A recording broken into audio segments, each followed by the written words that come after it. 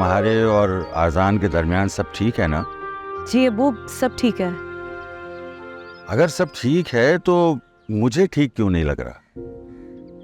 उसने तुमसे कुछ कहा है? उसने सारा का जिक्र करके तुमसे दूरी इख्तियार की है? देखिए अबू, मेरे मामले में अजान की कहीं भी कोई गलती नहीं है और मैं खुद ये नहीं चाहती कि उन्हें ज़बरदस्ती इस रिश्ते को निभाना पड़े। अरे भाई, जबरदस्ती कैसी है? अपनी मर्जी से उसने तुमसे निकाह किया है। जी अबू, लेकिन मेरे हालात को देखकर अजान मुझे छत देना चाहते थे। वो चाहते थे कि मैं इस घर में रहूं, सिर्फ इसलिए उन्होंने मुझसे शादी की।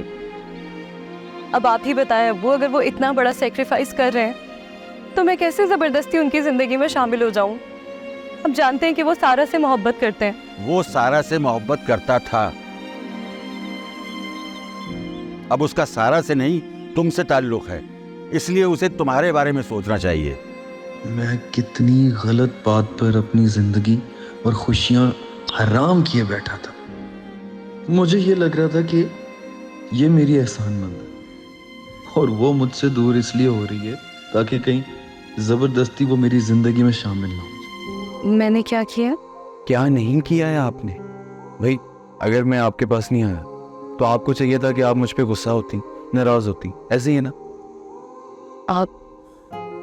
आप जानते हैं ना कि ना मुझे गुस्सा करना आता है और ना मुझे नाराज होना होता है। यही टॉलरेंस, इसी टॉलरेंस ने सारा काम खराब किया। और उसके ऊपर आपकी बात, कौन सी बात है? भाई यही बातें कि आपने मुझसे इस नाचीज से इसलिए निकाह किया है क्योंकि हम सब के एहसानों के नीचे दब चुकी हैं। वो तो मुझे लगा, वो तो आप बोल रही थी ना, मुझे लगा कि आपने मुझसे इसलिए निकाह किया है कि आप मुझे इस घर में जगह देना चाहते हैं, इसलिए मैंने भी आपको कबूल कर लिया।